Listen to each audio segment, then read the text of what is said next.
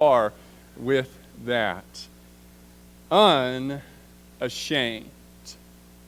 Have you ever been ashamed of something? Maybe you've been ashamed of someone. Shame and honor, they're not quite the way with us today, and that came out in a weird way, but we don't place the same emphasis, put it that way, on those concepts that it seems let's say the first century ancients did. But we still get the basic idea of shame and then the opposite of honor, being received or bestowing honor upon another. You might think tonight of how parents might be embarrassed by their young children, how children might be embarrassed sometimes by their parents. And know that tonight is not about your parents and your kids embarrassing you. That's not really the lesson. But that's one very basic level, I think, of how we might associate shame. Unashamed. As we open up together to 2 Timothy, there's a lot in this letter that Paul writes through the inspiration of God's Spirit to young Timothy. There's a lot in this letter about being unashamed, or usually in our English text it is not ashamed. On a very similar note, I think you'll find as you read through the 4 chapters, as we have it, there's a lot in this letter about courage. Now, part of the reason for both of those maybe opposites being there, don't be ashamed, but be courageous, is because of the setting. Paul writes this letter from prison, and he writes it to a younger minister of the gospel who's working in what might not be the best place to preach the gospel in Ephesus. But think about it, if the older preacher is in prison for preaching the gospel, and Timothy isn't preaching in a very safe environment for the gospel. He's preaching in a hotbed of idolatry and paganism, along with a pretty active Jewish presence. How do you think Timothy might feel about the whole situation? And so, Timothy and us tonight, we are told, be unashamed. And when I think about that word, I'm also mindful of this. Do you see it? If you spend any time on social media in any kind of religious circle, you might have seen this. It, for a while, was pretty popular. I saw it actually about, like 3 weeks ago. Is that unashamed? Or is it tuna shamed? Do you see that? All right? Okay. So, you might think of that tonight. If you want another way to help you remember tonight's title, just think about the bumper sticker. And I don't know whose car that is. I don't know who that is, and so I don't feel as bad for making fun of them. All right, but it became, of course, a very serious bumper sticker, but it became kind of a joke among the social media world. And this picture has been seen by, thousands or more. What's the word that's kind of becoming obsolete now of all things? But it went viral. Okay, at least in some circles, okay? And that might not make a lot of sense, but that's the best way to put it. So you could think of tonight's lesson as unashamed, or if you want to have a little more fun with it, you could say it's about tuna shamed, okay?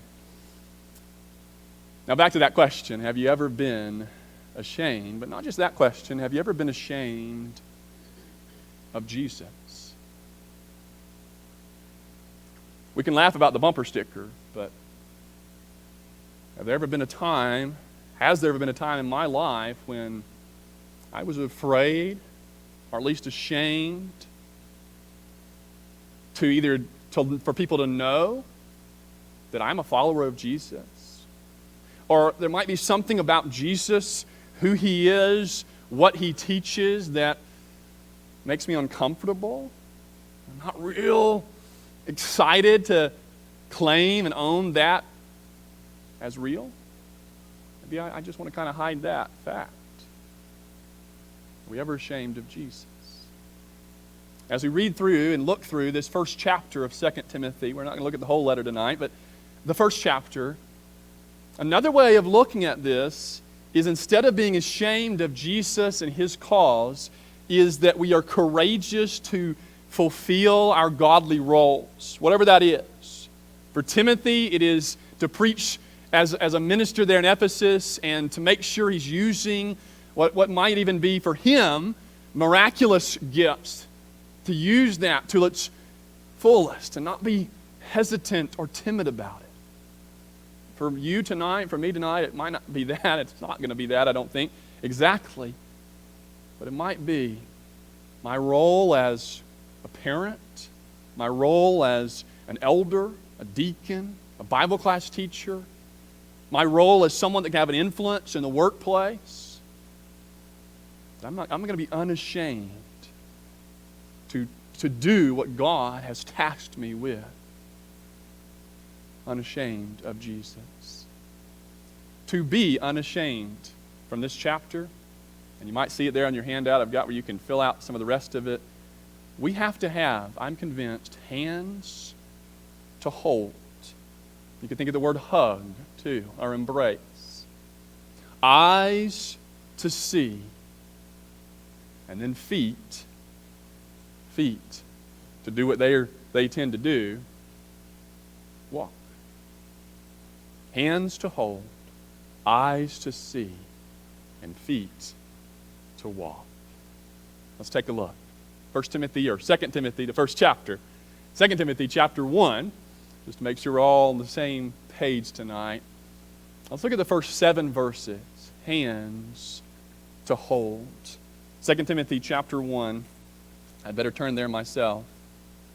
In these first 7 verses, after Paul introduces the letter as from Paul the apostle to this one Timothy, extends a greeting from himself, but more than that, from the Holy Spirit. He extends the blessings of God to young Timothy. He then he does get very personal. You can use the word remember, or at least a form of it in English, to help us remember, no pun intended, it just works out that way, these verses. So when you look in verse 3, he says, I remember. He says, and I remember you, Timothy, constantly in my prayers. And he's thankful to God for Timothy. Are there people in your life that you could say that? I'm always praying about this person. And whenever I think about this person, I'm either praying about them or I want to pray for them, and it just fills my heart with gratitude. I'm so grateful to God to have this person, to know them, to have them in my life. That's what Paul says. And then in verse 4, he uses the word again. I remember you always in my prayers. I'm always praying about you, Timothy, and I remember your tears. Could it be that he's thinking about the last time he saw Timothy in person? And that Timothy was crying because they had to part? I don't know. We don't know when that was. What the exact circumstances were. Was it just that they weren't going to see each other for a while? Was it something more severe than that? Did it involve something with Paul and arrest and imprisonment? This isn't the only time you get some personal and some emotion from Paul and Timothy's relationship. There's other passages in the Bible we could tonight. Philippians chapter 2, about the middle of that chapter, is one where Paul gives some of the highest, most touching praise to young Timothy. And then Paul says, what does he say in verse 4? Read it with me. He says, I long to see you, that I may be filled with joy. And so you could have some fun there and say, well, you think about Timothy being sad, and then you want to see Timothy so you can be happy, Paul. But I think you could put them all together, and that he's thinking about the sorrow of being apart and of what's happening to Paul, and how Timothy's touched by that because of their closeness. And Paul's saying, I want to see you again. I long for your presence. And I know when I see you, just seeing you is going to bring joy, but I know that if you get to see me, it's going to help your tears. So it isn't just a letter from an acquaintance or even a friend to a friend. These are two people whose hearts are linked. Could we say that because Paul and Timothy's hearts were linked to God's heart, that it linked them together? I remember. Then in verse 5, Paul goes back to Timothy's background. And now he says, I'm reminded. Remember, reminded. I'm reminded of your mother, your grandmother, of the way that they had this sincere faith, this faith that is real. Brandon was preaching this morning about parents and how they can set an example that is hypocritical for their children. Well, here's a grandmother and a mama who didn't do that. Their faith was the real deal. Timothy saw that. Timothy learned that by example and by teaching. And now what does he say in verse 5? Part of what I remember is how that's in you now. What was in them, they now dwells in you, Timothy. All of this is about relationships. And that's why I used the word picture, hands to hold. Because when I read through these verses, I'm thinking about a Paul and a Timothy's embrace after a long distance apart. I'm thinking about young Timothy being led by the hand by his mother and his grandmother. I'm thinking about them teaching Timothy. There's something about relationships as humans. But you bring that into the body of Christ, you bring that into our relationship with our brothers and sisters, that's a whole other level. Part of the reason why Paul can say, Timothy, don't give up. Not only don't give up, but don't even hesitate to be someone who follows Jesus and is bold about it in a healthy way, is because Timothy has these relationships in Jesus. With Paul, with his family. And you and I have the same tonight. One of the greatest blessings of being a Christian is the family that you're given. Isn't it? And there are people that would not hesitate to come to your aid, and you've experienced that. We say they're just a phone call away, but there's some people that you can say that, and it's real. You can mean it, and they mean it. Unashamed. Because of the relationships, the connections we have. And then 2 more verses to finish the paragraph. Remember, reminded, remind. Now Paul says in verses 6 and 7, now I'm reminding you, I want to remind you to fan the flame, Timothy. And this is in verse 6 when he says, which is in you through the laying on of my hands. I marked that down in my mind as miraculous gifts that Paul as an apostle gave to Timothy to further his ministry in the first century. The details unknown, but the point, even for us, is about fulfilling this role that Timothy had, that you and I have. Because, he says in verse 7, for God gave us a spirit, not of fear, but of power and love and self-control. In 2 Timothy chapter 1 through 7, be unashamed. Don't be timid. The word there, fear. Don't be afraid. Because you have hands to hold on to people. Flesh and blood.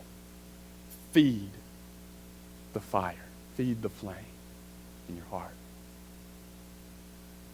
We could talk about the studies that have been done of the health and the longevity that's associated with social interaction and relationships. We could talk about a soldier being away overseas, away from his family for 6 months, 9 months, a year, what that's like, but then what the reunion is like. Or we could just think tonight of the relationships that we have and what that means to us. and how that, it's not the only thing, but it's a big thing, can give us the courage to be unashamed. Let's keep going. Hands to hold, and then eyes to see. Eyes to see. 8 through 14 of 2 Timothy 1. There's two phrases here that I have highlighted.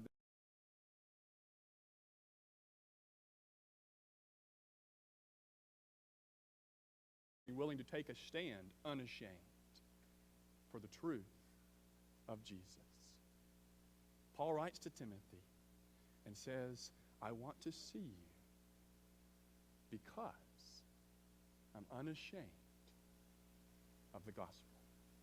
Let's stand together and sing. I hope it fills